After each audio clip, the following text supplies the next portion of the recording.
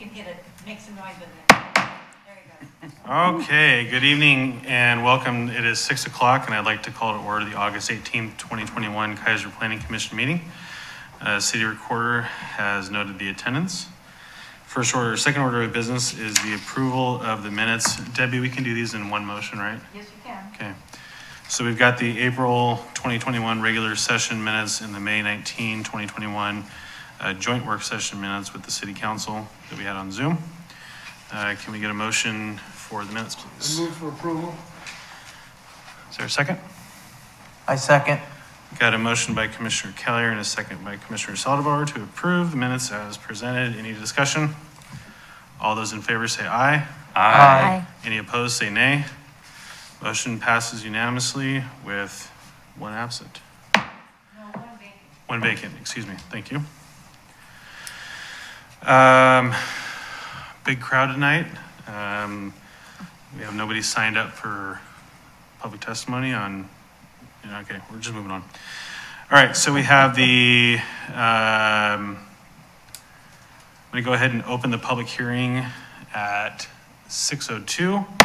This is for the amendment to Keizer Development Code, text amendment case number 2021-11, section 2.102, section 2.103, section 2.104, section 2.201, and section 2.302. Did I get that right, Shane? Yes. Okay. Good evening. Talk to us, Mr. Witham. Thank you, Chair, Lawyer, and Planning Commissioners. So tonight we've got that's a total of 5 sections of the Development Code that we're bringing before you for your consideration.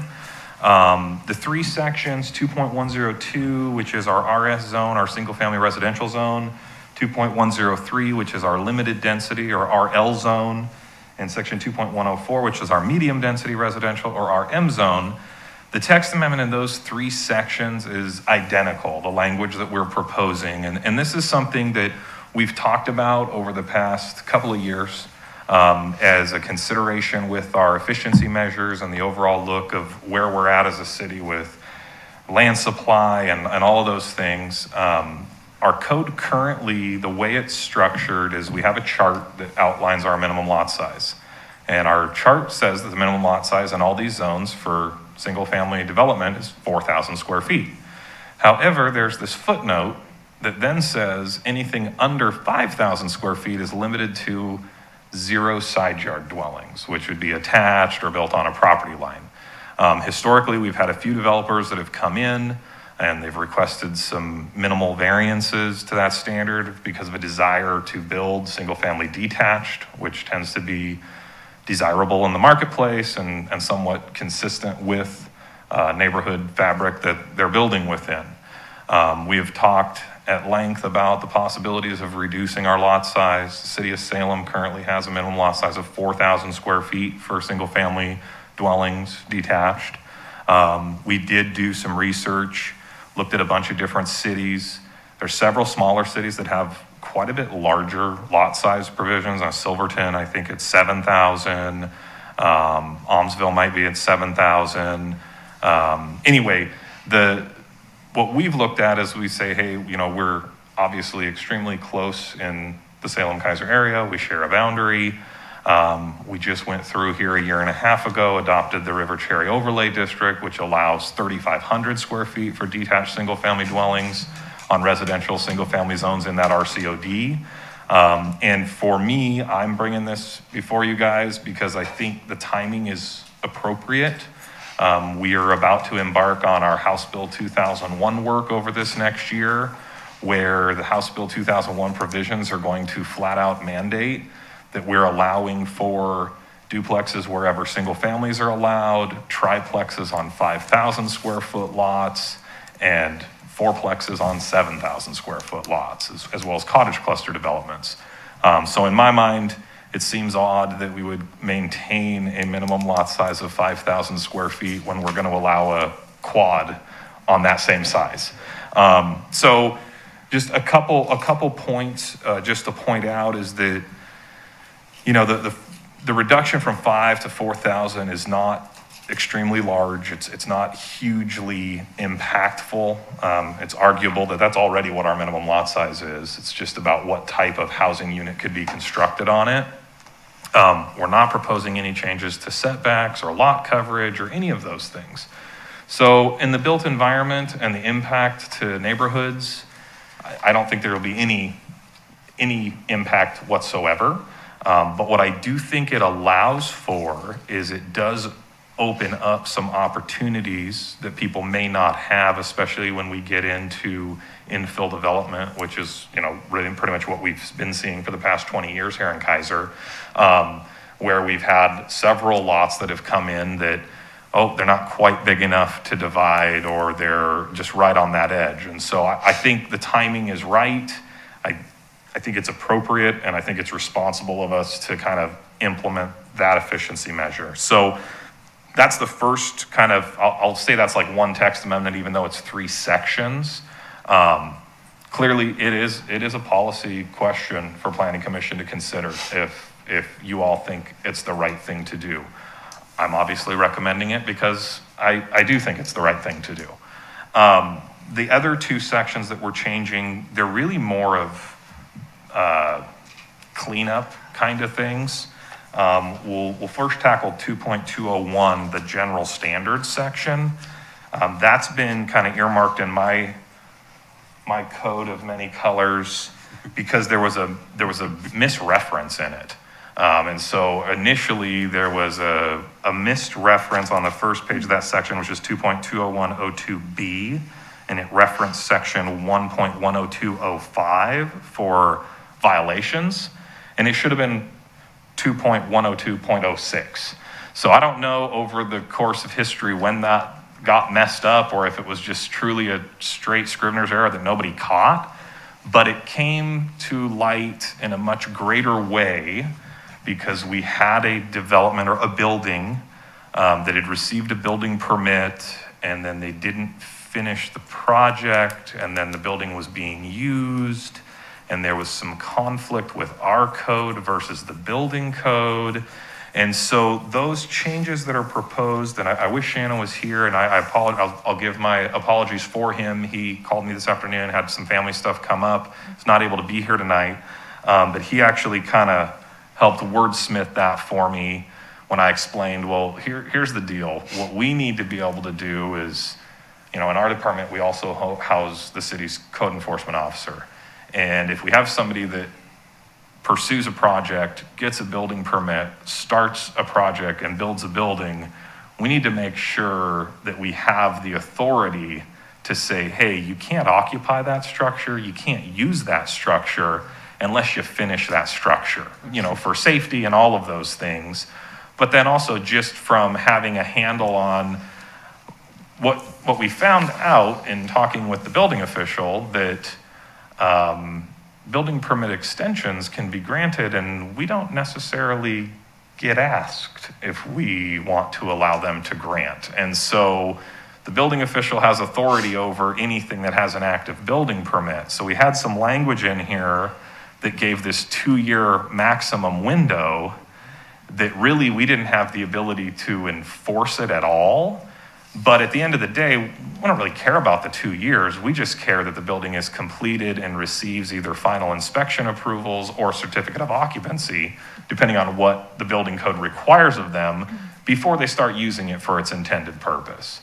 So that's what that section, that 2.10202B, is trying to spell out clearly, so that essentially if I have somebody who starts a project, they let their building permits expire, they don't renew them, they have a half-finished building, we would have the ability to go in and say, hey, you need to either take the structure down or get an active building permit and finish it. And if you don't, then we will have to enact and pursue code enforcement activity and be able to write citations and do those kinds of things to kind of force their hand. So if anybody has any questions on any of that language proposed, I'm happy to address that now. But that's the gist of what that language is doing. So yeah. And if there aren't any, the other section in this, oh yes, go ahead. the 2 years, it's a long time. I don't expect things to go that long, but I have worked on projects that were longer than 2 years. Right. But I assume, I mean, would you come up with that number, and is there a way for a project to go longer, like? Yes. Oh, yeah. No. So it used to say 2 years. We're proposing to Removing that, get okay. rid of that and basically tie it just to the active building permit. Okay. So, and that was the problem, is that the project I'm referring to, that actually my city attorney had to get involved because it got a little bit weird. But it was like going on 4 years. Yeah. And the problem was they'd been using it for like a year and a half, and it just wasn't a great look. So we said, hey, the 2 years, that maybe doesn't make sense. For one, most of the time it will go faster for the general, residential stuff, homes, outbuildings, all that. People want to get their projects done and get them financed and everything else. But for some of those bigger projects, as long as they keep their building permit active and they have a permit and they're doing the steps they need to do to get inspections and all of that, and they can get extensions. The other thing that's kind of weird about the 2 years that was in the code is that when a building permit's issued through our department, which is technically Marion County, we administratively issue them, but it's really a Marion County system. Initial building permit is good for 6 months. And then as inspections are called in, it pushes the clock forward. So if something stays inactive for a 6-month window, then their county will actually generate a letter sent out to that applicant that says, hey, your building permit's about to expire. You need to either do something or request an extension. And so that's pretty commonplace that people will do. And in this case, what the folks had done is they had a few corrections they needed to do. And instead of getting those done, they just kept requesting extensions. And it wasn't on our radar because we don't generally have a big list of every building permit and follow them. But it ended up getting on our radar from some outside sources. So yeah, so that is, I agree with you. You had mentioned 2 years, and I didn't. Yeah. Yeah, so no, we're good. Okay. And then the other section in the code, which is in 2.20107, for as long as I've worked here, this has been in our code. Sub C, basically, we have allowed in our development code for the placement of a structure on 2 lots or more lots if it's owned by one person. So you could build a building over lot lines. And we have had 3 projects in the past 2 years that are larger commercial projects, multifamily structures, a mixed-use project, where they had 2 properties side by side that were owned. And one was a rebuild, actually the St. Monica's Apartments, this came up to be, and then the Sonic Apartment mixed-use project that's just more recent that was done. Both of those properties actually had 2 separate legal lots. And our code said, yeah, you can apply for a building permit. We'll look at the outside setbacks, essentially. Well, the problem is the building code doesn't let them look at it that way. So the building code they wanted St. Monica's Apartments to put in a firewall in the middle of a hallway. And so they ended up having to go through and do a property line adjustment in order to consolidate the properties into one piece. And that's happened those 2 times recent, and then there was another one that happened, I can't remember where that one was at, but another one that happened a couple years ago. And frankly, it's always been a little bit weird in the code, and I've never liked it because what ends up happening is if you have a project like this where somebody builds an apartment complex or a commercial building and it's straddling a property line, and then they go and they sell it later, or they go to refinance it, it causes all kinds of confusion for lenders and appraisers to say, well, is this in conformance, or is this non-conforming, or is this legal non-conforming? Can it be rebuilt? And so we think it's appropriate that we don't have that section in our code. So basically what it would look like instead is somebody comes in and they own 2 parcels and they come up with a site plan that says, hey, we want to utilize this. We'll say, that's absolutely fine. Let's go through a property line adjustment and consolidate the parcels, or do a partitioning, or move the lot line so that you can have your development all within that property. So that's the other element that we're pulling and we're recommending that we eliminate from our code, because as much as I want Keizer to be as flexible and easy to work with as we can, this is one of those standards that while we may not care, other people do, and the flexibility isn't actually there for folks. So anyway, so yeah, if there's any questions on that one, I'd be happy to answer those as well. No, I just think that creates a lot of efficiency, especially when you deal with inheritance and things like that, and people trying to split the, yeah.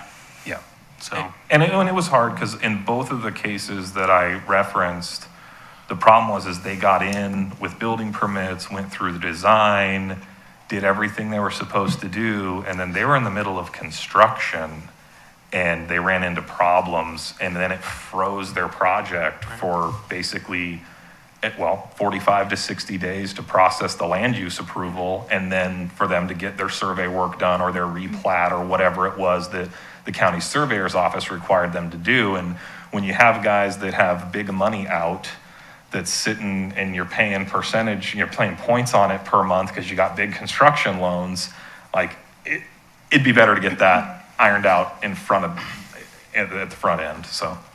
But this has an added benefit. So if you have a 3,000 square foot parcel and and it's a separate 1,000 square foot, they could do a lot line adjustment and make it a 4,000 square foot, which makes it within the recommended parameters for a minimum lot size. Yeah. So there's additional benefits to this, not just sort of the administrative portion of doing that, right? Absolutely. Yeah.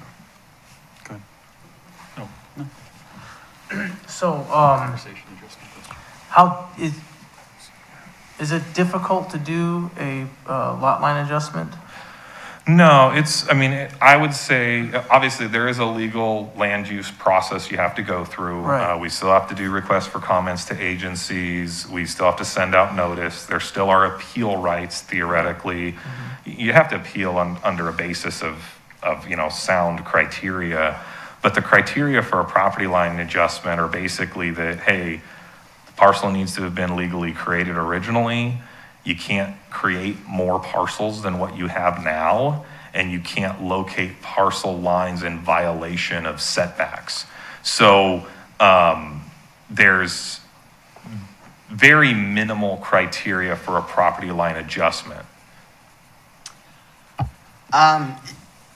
Do you have any experience with the Marion County Surveyor's Office or other jurisdictions that do not allow property line adjustments to act as lot consolidations? Because that's essentially what you're outlining. Yeah. This provision of the code. Yeah. For. So we have. Well, I guess the flip side is we don't have in our code. We don't have a separate process for a lot consolidation. I believe Salem does. So for the ones that we've done, it's if they're going to take two parcels and turn it into one, it's still a partition plat most of the time, but it's like the opposite of a partition plat, really.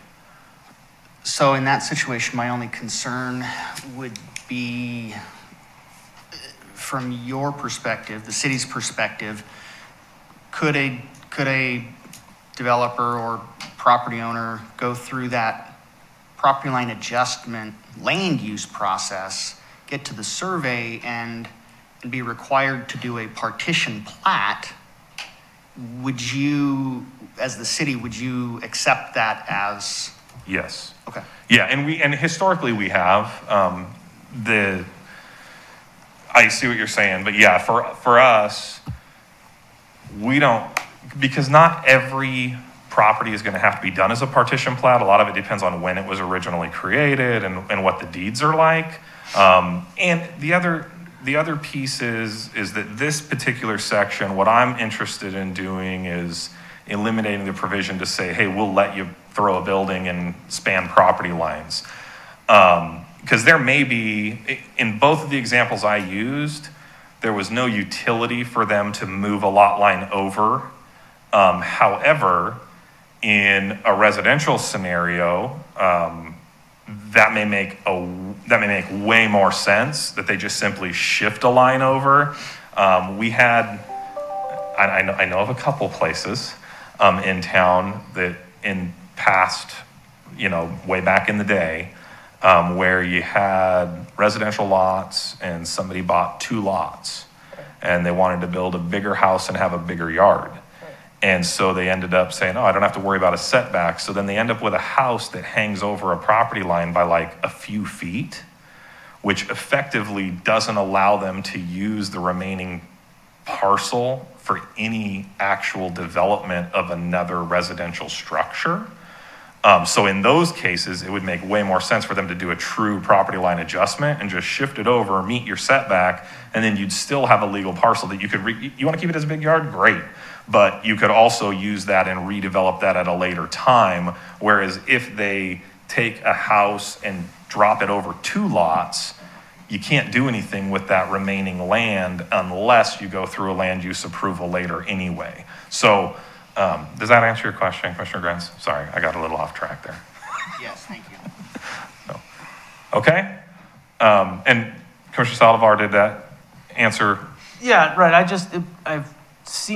I've worked in towns where you build, because the lots are 25-foot wide. Mm-hmm. And so you might have 3 lots on one one project, and you're building a house across 3 lots. Yeah. Even in Oregon, I've done it on the coast. There's a lot of areas where there's, for some reason, did 25-foot wide, 100-foot long lots, and you stack them together. Right. And so they're like attached common walls? No, it's a single family home. Okay. On what would be 2 or 3 of those 25-foot wide lots. I think they built them that way because, when they were doing the logging, they had these little shanties, like super small homes that are Sure. Provisions allowed you to do what we are removing is to let you have that one without having to do a property line adjustment, which Gotcha. I asked if it was easy to do it here because I've had it being difficult at times to make those changes I because gotcha. it was designed, and so now you're trying to change that design and make it bigger. I don't know. Yeah. So my question is to see if it's going to make it easier or more difficult for someone to do that. So, and then I don't know how small the lot, I haven't seen a whole lot of, really small lots here in Keizer, so it may not be an issue, but, Yeah. I was just wondering if it's going to make it harder for somebody to do what we want them to be able to do opposed to. Yeah, I mean, and it's definitely not the intention from my end. My intention is to make this a little bit more streamlined and upfront for people wanting to do their development projects. If we had a scenario where somebody was coming in and, they owned 3 irregularly shaped lots and they were zoned for a higher intensity use, my point would be instead of pretending like the property lines are not there, which our code kind of theoretically right now would allow us to do, right. The building code won't allow them to pretend that they're not there. So I'd rather have them get that cleaned up so that they can actually do the project they want to do all at once and not end up throwing this monkey wrench into a midstream of the project. Yeah, and I understand some entities want clarification on those different lots and where they're at. So Sure. I get it. I just wanted more clarification. Thank you. Yeah, absolutely. And then, so our last one, last but not least, is section 2.302, our street standards section. And this one was really very much a housekeeping issue. In this section, we have where we talk about private access easements that are created.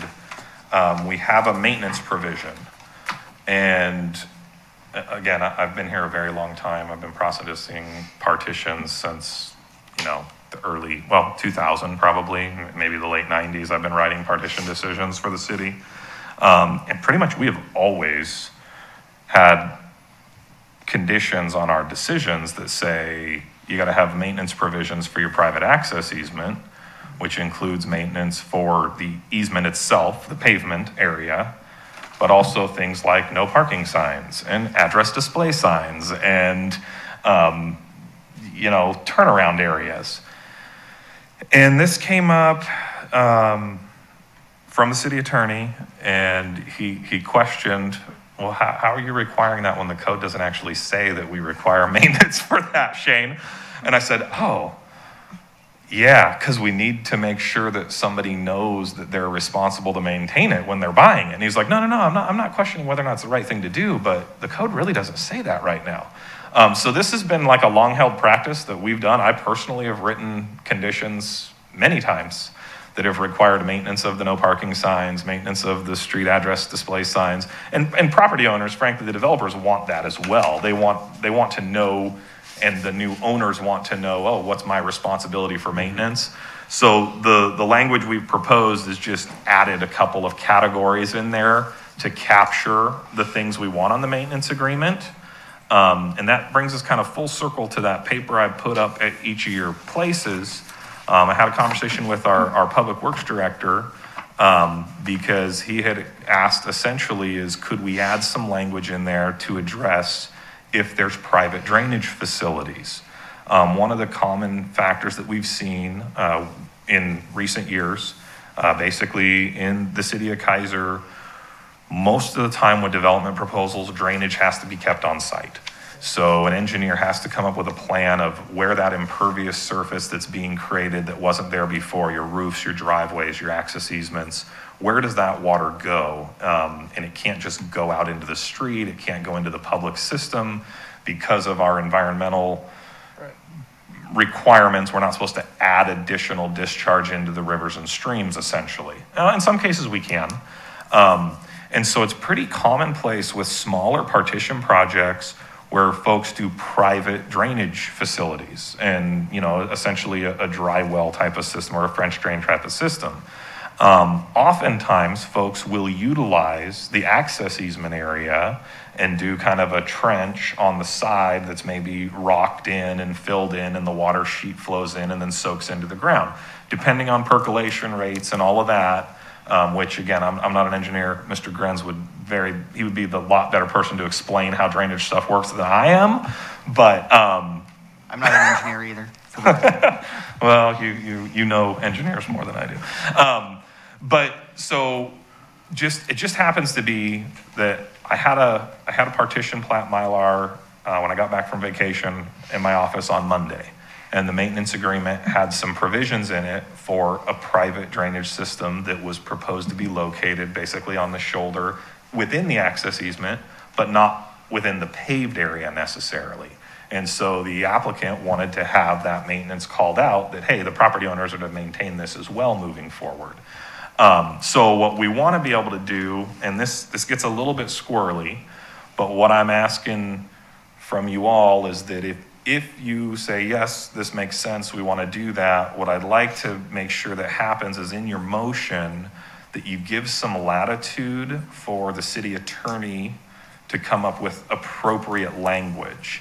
My problem is I'm not exactly sure what we want to call it. If it's a general catch-all term for drainage facility or storm drainage or what exactly we want to call it. But essentially we want to add, the concept is adding if there's private drainage facilities that aren't covered by a different kind of maintenance agreement. Because this kind of gets in the weeds, but in some projects, the design ends up resulting in a situation where a private drainage facility will be built, but it may connect in or have an overflow into our public system.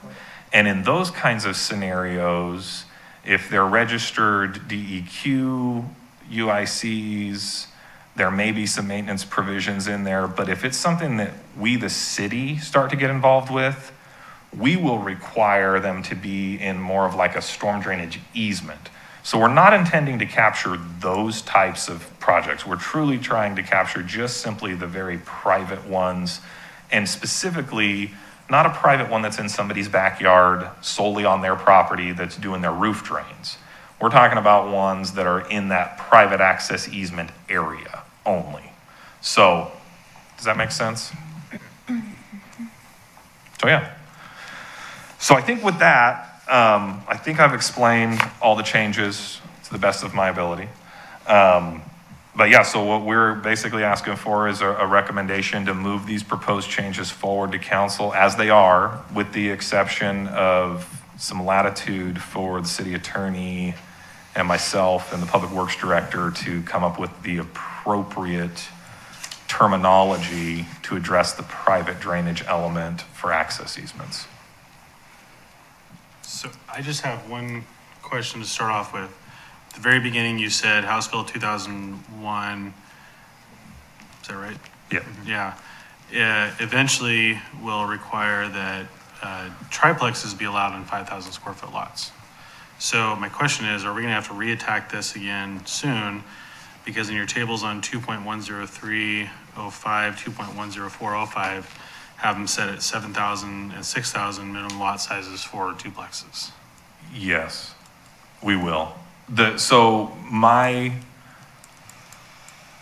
What I would envision happening is when we get into the House Bill 2001 work, Yeah, all of our charts will change. okay.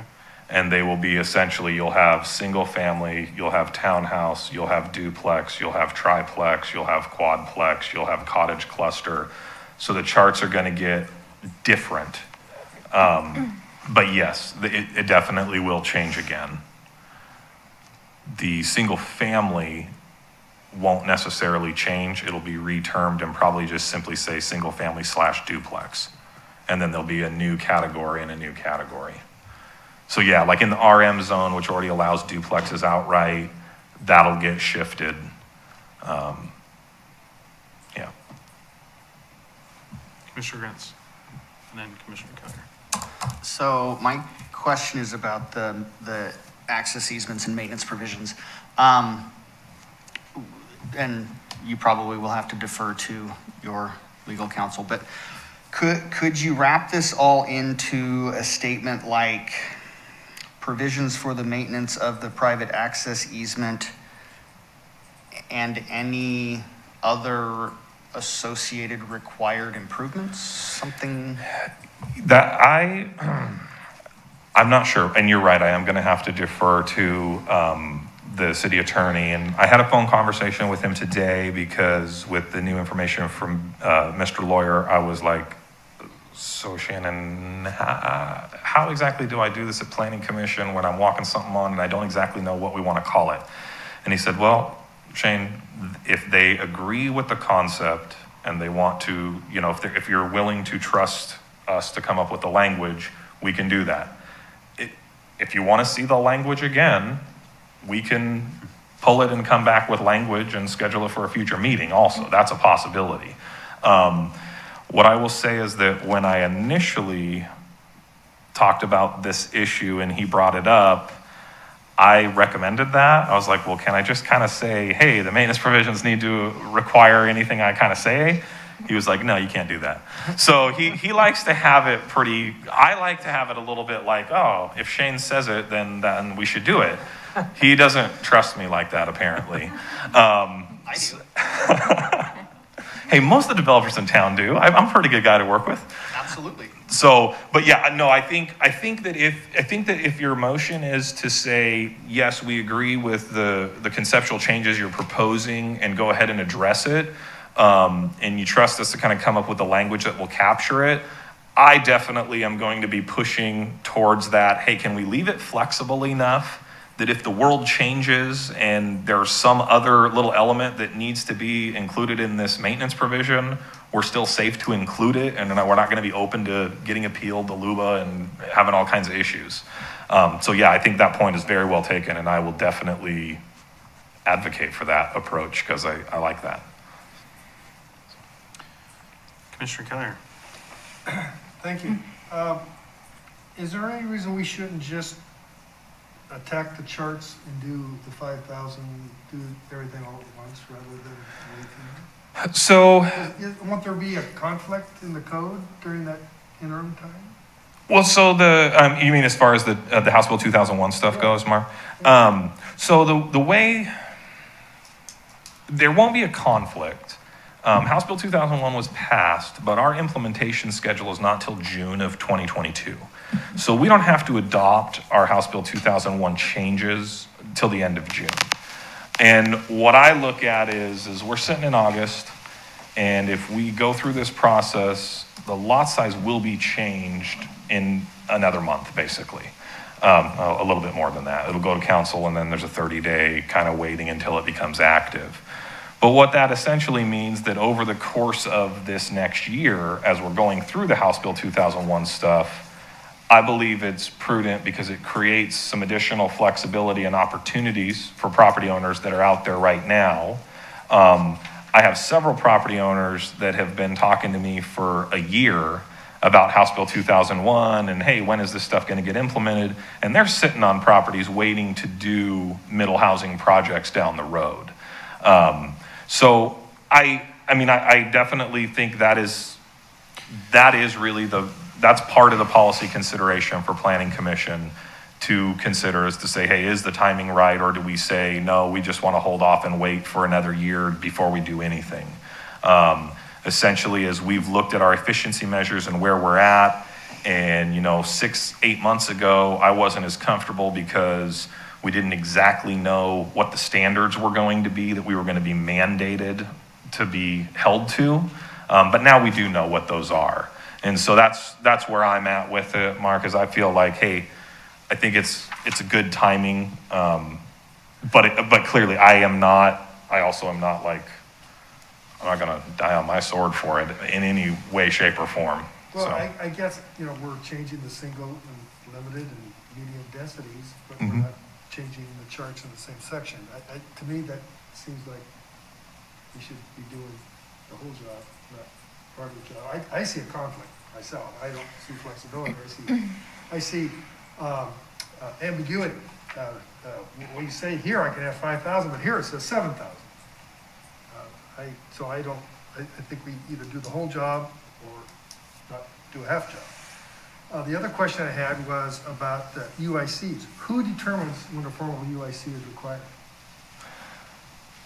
I don't.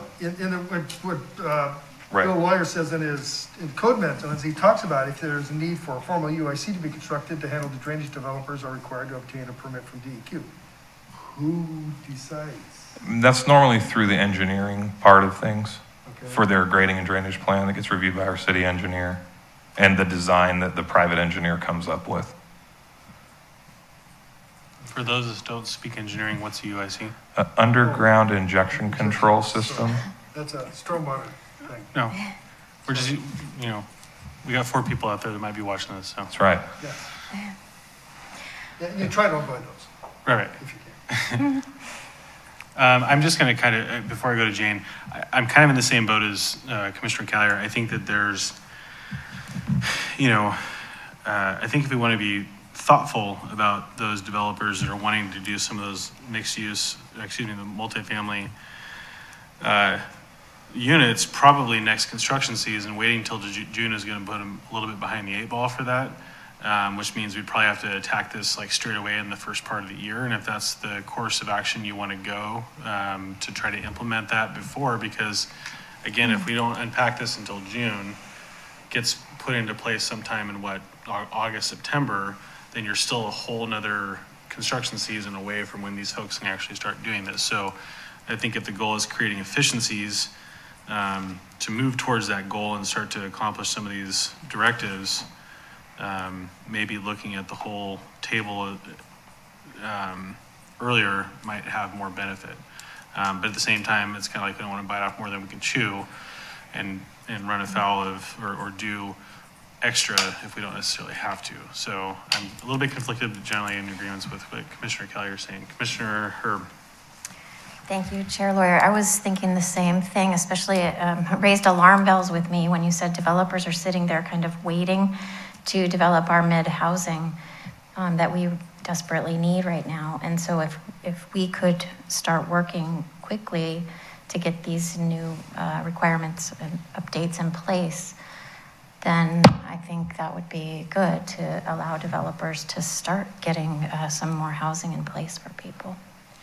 Sure. The one thing I will we'll not talk about, what we have in the public hearing right now.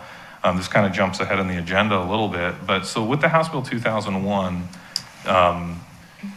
Yeah, I mean, I know I've sent information out to you guys. There's a lot.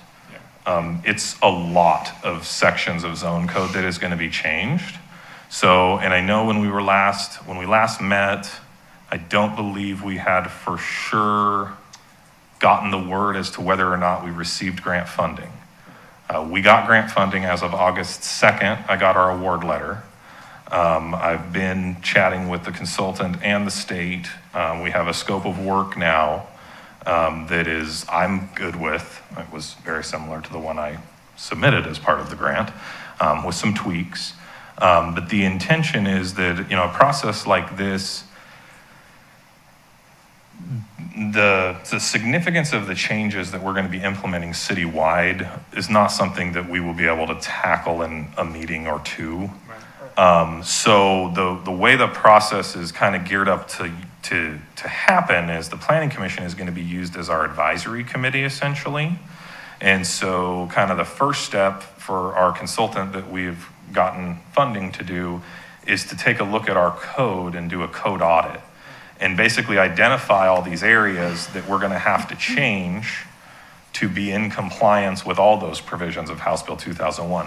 I mean, I'd say the low-hanging fruit and the easy things for me to wrap my mind around are things like, oh, look, there's going to be a new mandate that a triplex is going to be allowed on a 5,000 square foot lot. A fourplex is going to be allowed on a 7,000 square foot lot. But there's also a ton of nuance within the OARs as to how and what we have to look at as a city and some of the things we have to consider. Things like we're supposed to have considerations for SDC waivers, and we can't put in design standards that cause undue delay or costs. And so there's a pretty hefty slew of findings and analysis that have to go along with it. So the intention has been, hey, we're going to tackle this thing as quickly as we can, but get the project moving and then come back with, hey, here's kind of the policy considerations that we want to look at. Because there is some latitude in the OARs for cities to implement. I think I shared with you all the model code, for example. And the model code that was put out, we could adopt that, and it's been determined that that model code is compliant with the OARs and with House Bill 2001. And if we just wanted to adopt it straight out, we could do that, and that'd be really easy. It would be really, really hard for developers and citizens and staff members to navigate this section of code over here that's all like this, and then 500 pages of development code that's structured completely differently. So I don't want to do that. I do not believe, that is one that I would die on my sword for, because it would just be a disservice to the development community and me and my staff and anybody who's doing business in Keizer. But that being said, because I do write code somewhat for a living and I do look at it a lot, in my own mind, I do kind of see that, hey, we're going to go through, and I need to hear from Planning Commission and our citizens, hopefully, on what are the policy considerations so that then we can draft the actual code language that will implement those specific policy considerations, with the understanding that there's a whole bunch of stuff we're going to have to do no matter what. So again, like I am not opposed to, the Planning Commission says, hey, we don't want to reduce lot size right now. We want to keep it as is, status quo. That's fine. But it's not going to be as simple as me coming back next month or the month after with a few charts changed to change lot sizes. Because there's still considerations, because there's also pieces in here like with the middle housing on parking. There's a new bill that got passed, Senate Bill 458. So that is going to be requiring some expedited land divisions for middle housing projects. And so we're trying to make sure that we can look at like our partition section, our subdivision section, and those sections as well. So yeah, so anyway, just for what it's worth, like that is, again, I put it in my staff report for you guys. In my opinion, this is kind of a step that's pretty surgical, pretty quick and easy. It realizes some kind of immediate opportunities for folks right now while we're working on the bigger ticket of middle housing as a whole. So. Commissioner Grants. Thank you. Shane, so HB 2001, correct me if I'm wrong, but the provisions of that, we have to have the code in place by the end of June. Correct. Or they can just assume the model code is the code and... Yeah, I mean, I think theoretically what would happen is that if a developer came in and we did not have the provisions in place, they could make an application to me, and if I denied it, they could essentially sue me or whatever. Right. So yeah, that's kind of how it works. And the schedule we've tried to put out is getting actual draft code language for some considerations, but actually trying to do the adoption process in the early spring, getting that started. Part of that's going to just depend on how many meetings we end up having to do and how deep in the weeds we get, probably. So I'm going to play a little bit of devil's advocate here. Nothing personal against you two. In my job, I measure milestones in baby steps because the big ones are so few and far between. I don't see this change creating any conflict. We're still going to have to go through and make the changes to the code to allow duplexes, not just on corner lots in single family zone, duplexes on 4,000 square foot lots. I see this as a baby step. It does allow some developers some flexibility if they want to create some smaller lots now. It doesn't provide the flexibility that all of HB 2001 is going to. You won't be able to do duplexes, triplexes, whatever. I'll go either way with you guys, but I don't see it as a conflict. Commissioner Watson. Well, I just wanted to hear more from Commissioner Keizer because you specifically mentioned ambiguity that's introduced if we take this baby step. Because my instinct is your devil's advocacy position, which is doing this little thing causes convenience for a period of time before we have to do it again anyway. So, I don't see any harm in, this is going grocery shopping a week before the camping trip, even though we'll need to go shopping right before the camping trip again, right? It's a little chore before a big chore. I don't see a problem doing the little chore. But if it's going to cause disruption and potentially lead to other problems, I just want to know more about that. And you have that perspective, and I just wanted to hear more about it. Thanks. And actually, I think my intention is being misinterpreted because I am okay with this. My question, my conflict is that when you start looking at the charts, they don't reflect the numbers that we're asked to pass. Okay. All I'm asking is that wherever these numbers show up for like duplexes or multifamily or whatever the applicable lot size is in the charts, is they accurately reflect what we're gonna pass tonight. That's all I'm asking. I'm not asking for anything other than that. I just want the code to be the same no matter what part you look at. Okay. Thank you. Well, I guess my thought goes a little bit deeper in that if we're going to be able to do duplexes on 4,000 square foot lots under House Bill 2001, but currently we're limited to 6,000 or 7,000 square foot lots for those, I think what you miss is that opportunity for that duplex style housing that could otherwise be applied under House Bill 2001. So rather than getting two families in the lot, you can only do one family. Just for a point of clarity, so before you is the RS zone, the RL zone, and the RM zone. Right. What is not before you is the River Cherry Overlay District, which actually contains a fair amount of our RM zoned land already. Okay. So remember when we went through the River Cherry Overlay District project, we have smaller lot sizes for that geographic boundary already. And it's a 3,500 square foot lot for detached single family, 3,000 for attached for RS zoned property. And then there's a different set of standards for RM zoned property within the River Cherry Overlay District. So truly what the charts are doing and the text change you're right, there's no change to the numbers that I'm proposing tonight. The chart has always said 4,000 for a single-family dwelling. What we're changing is the footnote that currently creates ambiguity and weirdness for folks when they look at a chart and go, oh, it's a 4,000 square foot minimum lot size, and then I have to point out to them and say, well, no, it's actually 5,000 square feet because you're proposing detached single-family dwellings.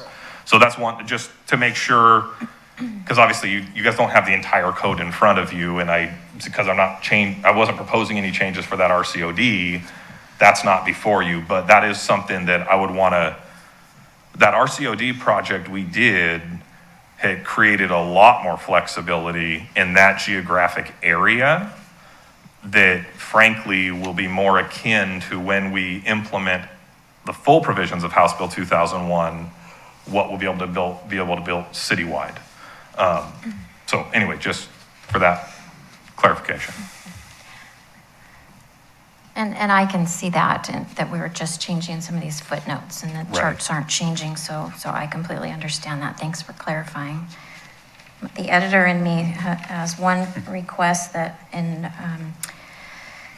the last one, 2302B, initial capitals on no and parking, because it just, I know that's going to be changing potentially, that language that you have there, but Sure. And then it would just make it consistent with the next page as well. Where Thank you. it kind of hooked me up when I didn't know if you were saying there's no parking signage or no parking signs. So, Nope. okay. It's a good catch. Thank you. Let's eat, Grandma.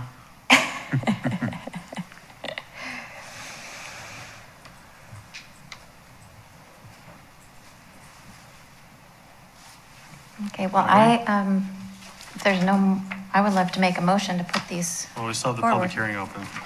Okay. Or to close the public hearing. Are you tax?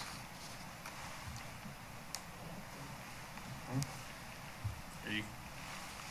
Yeah, I mean, if you guys, if nobody has any more questions for me, We don't have any testimony, so we can close it and still discuss. you guys can still deliberate and whatnot. Let's go motion out, and then we can deliberate. Yeah. Okay, well, we'll go ahead and close the public hearing at 6:53. And let's open it up for a motion and discussion.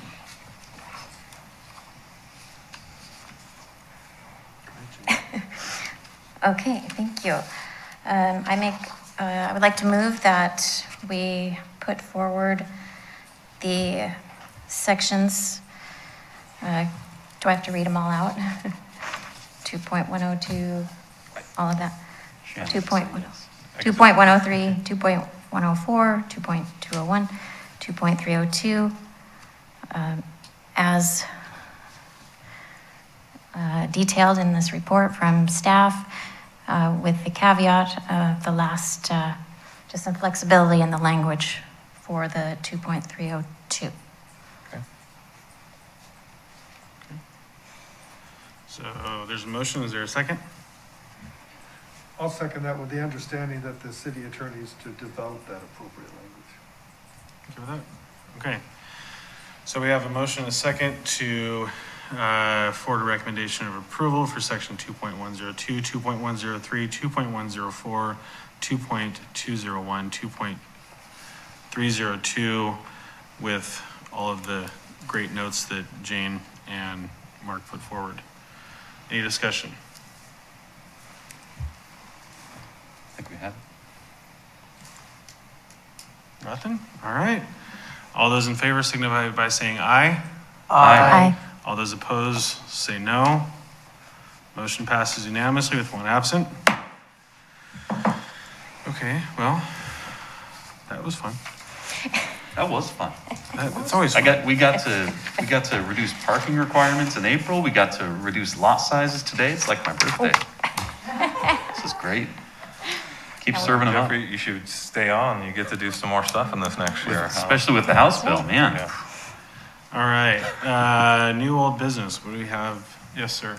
I have some, it's not really new business, but when we were talking about the occupancy and, Is your microphone on? yes, occupancy and final inspections. are we granting any leeway considering the difficulty folks are having right now trying to complete projects as far as supplies and? Yeah. I mean, there's certain things you need to have. It needs to be safe. It needs to have power. It needs to have sewer, water, heat. But there's a lot of stuff that isn't available.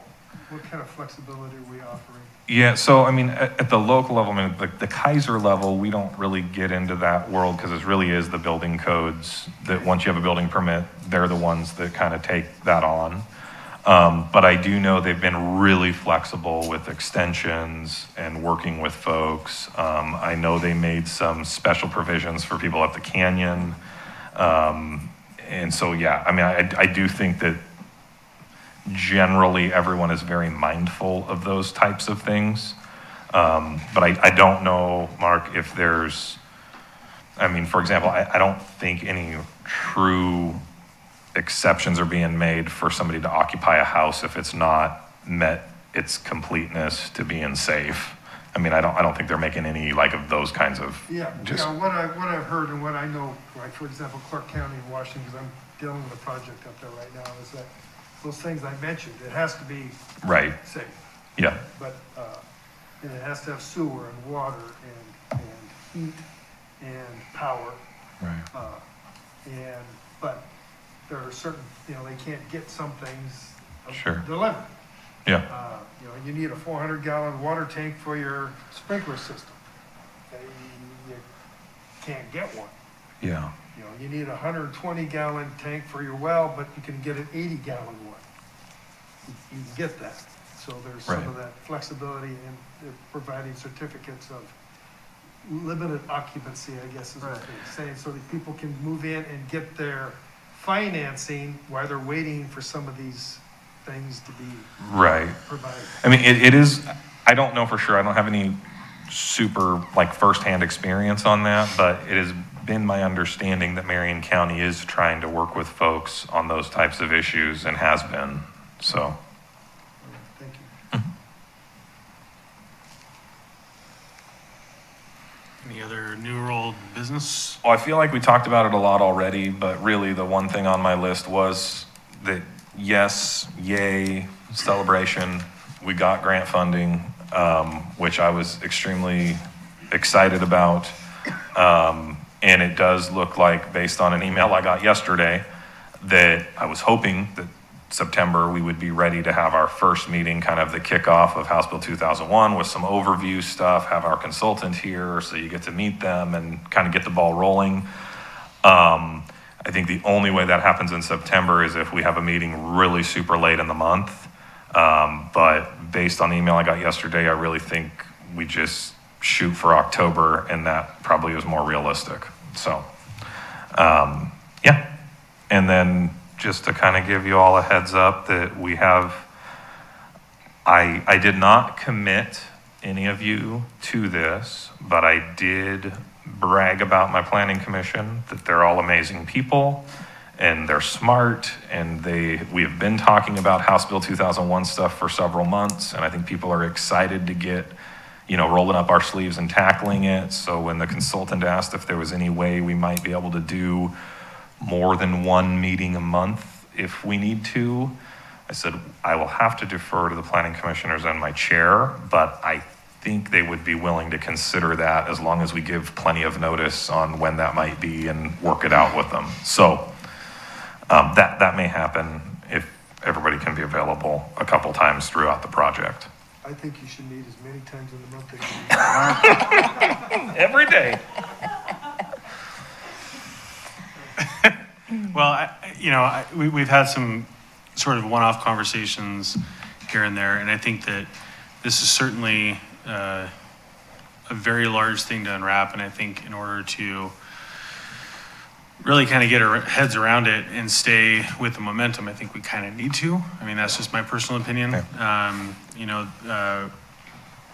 I'm personally not opposed to it. I mean, my schedule changes literally hour by hour, but a lot of times if I've got these types of things, I can generally work around that. I know Commissioner Grantz is probably chomping at the bit to help unpack this a little bit and learn more, right?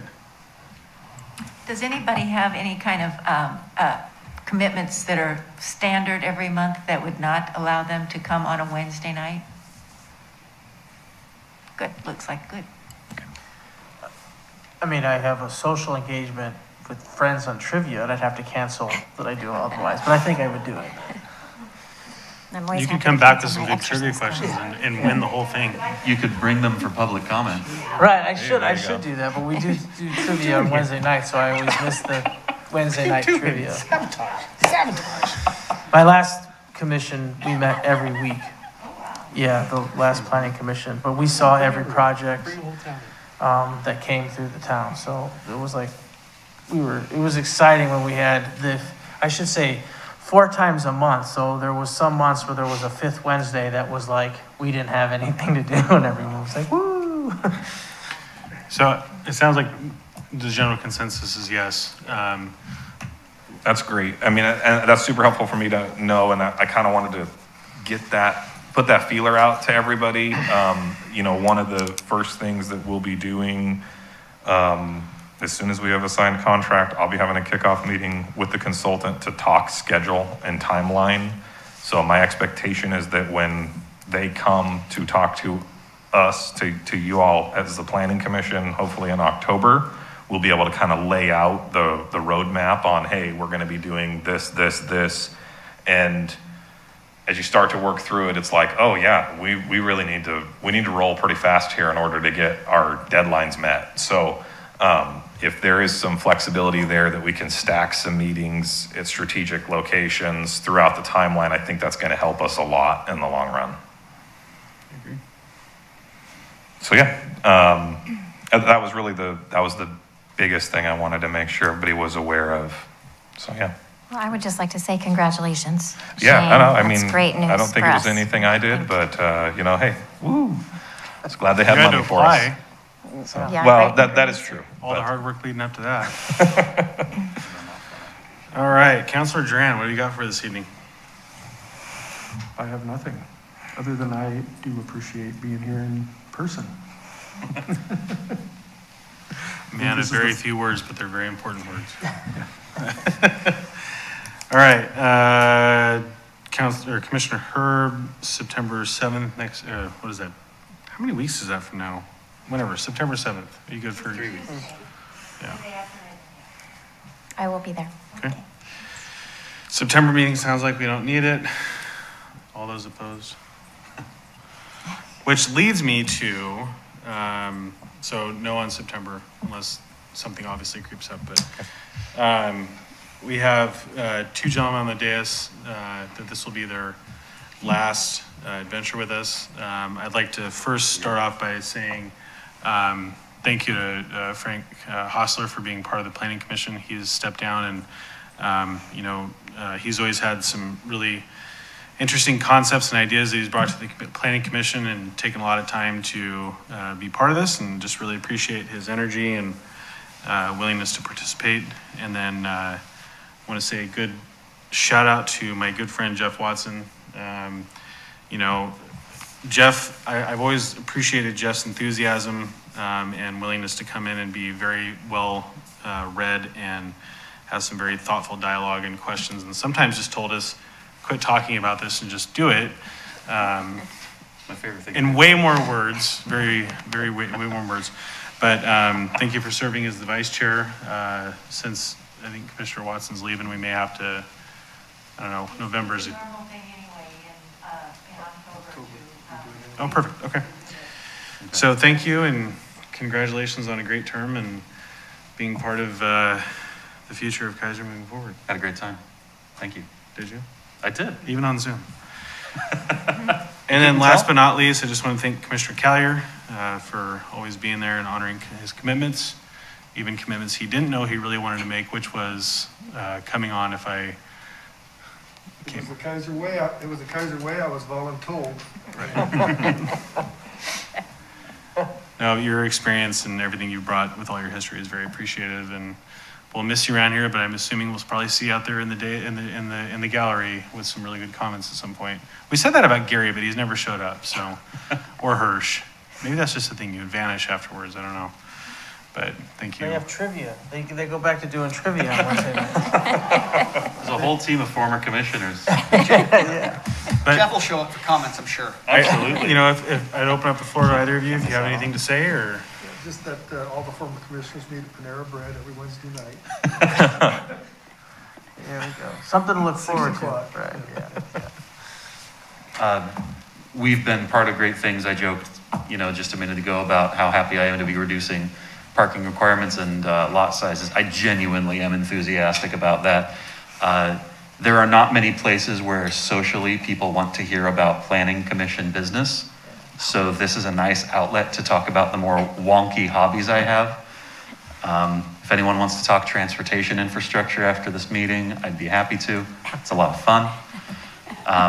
But I look forward to the continued sound judgment of the commission with strong guidance and recommendations from our planning director, support from you, Debbie. It's been great to see how this functions in person.